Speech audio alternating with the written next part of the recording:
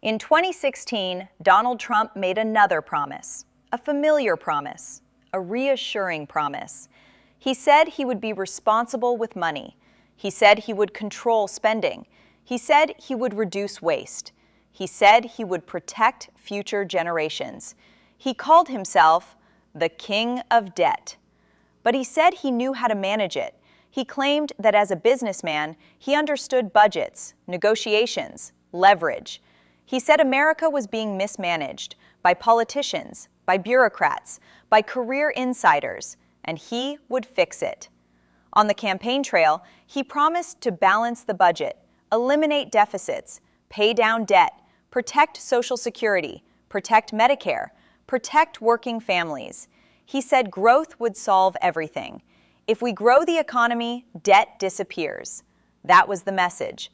Simple, confident, reassuring.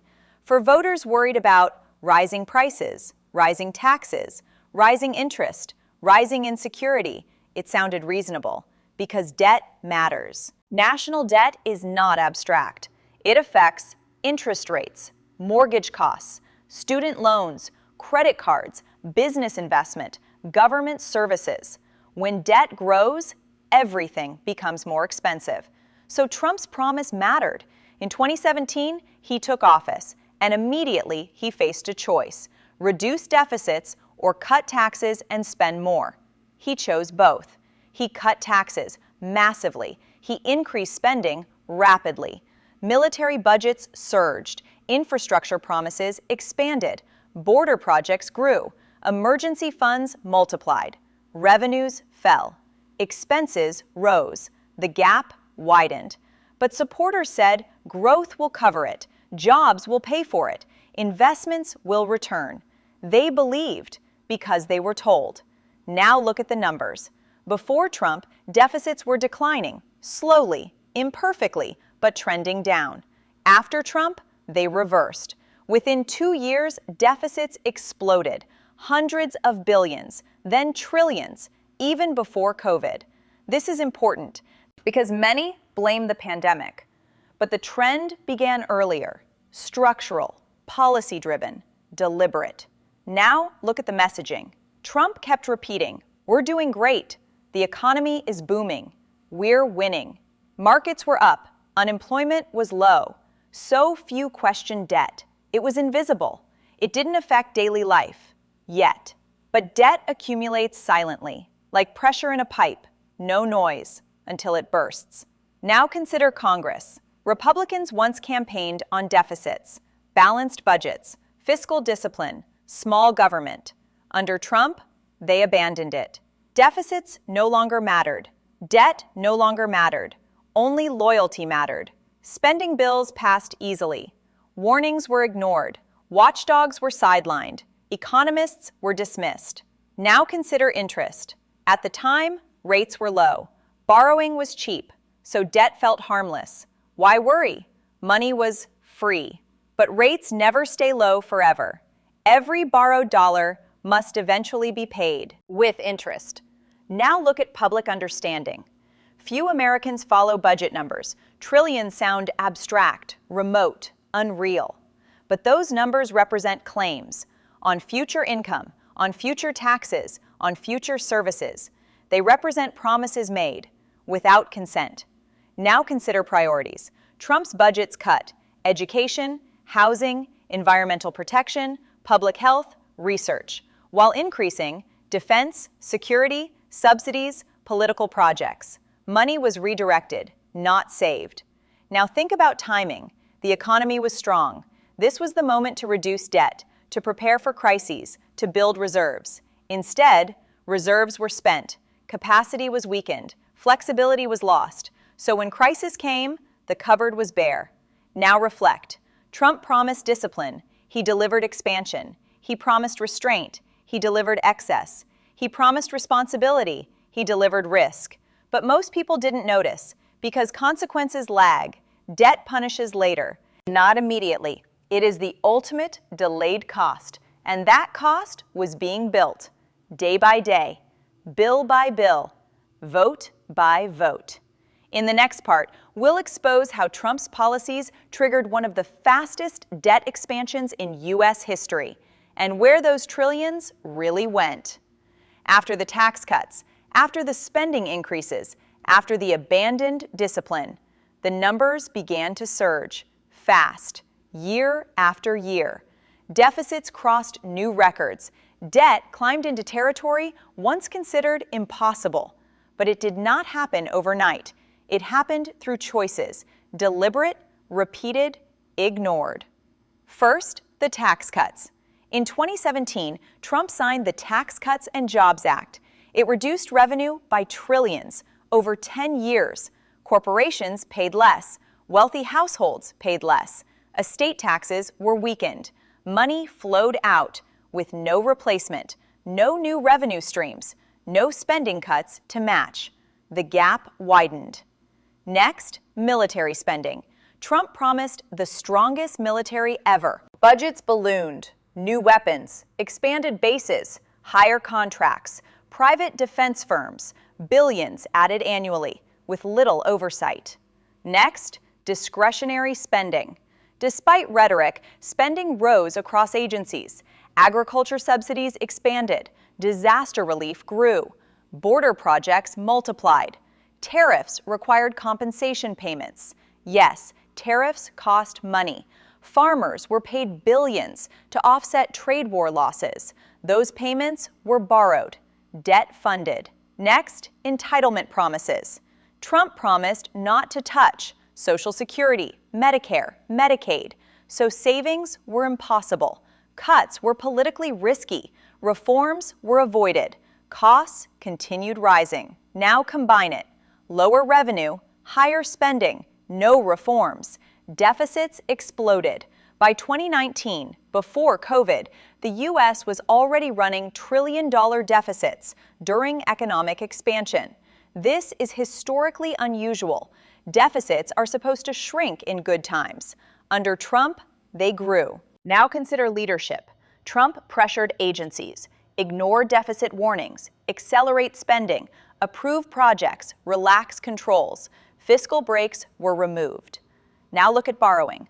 Treasury bonds flooded markets. Foreign buyers absorbed much. China, Japan, Europe, investment funds.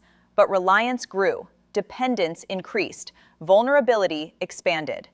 Now consider interest. Even at low rates, large debt generates large payments. Interest costs began rising. Tens of billions, then hundreds. Money spent on nothing. Not schools, not roads, not hospitals, just servicing past choices. Now consider transparency. Trump rarely discussed debt, rarely explained trade-offs, rarely addressed sustainability. He dismissed concerns as fake, Democrats' talking points, media lies. Reality continued. Now look at COVID.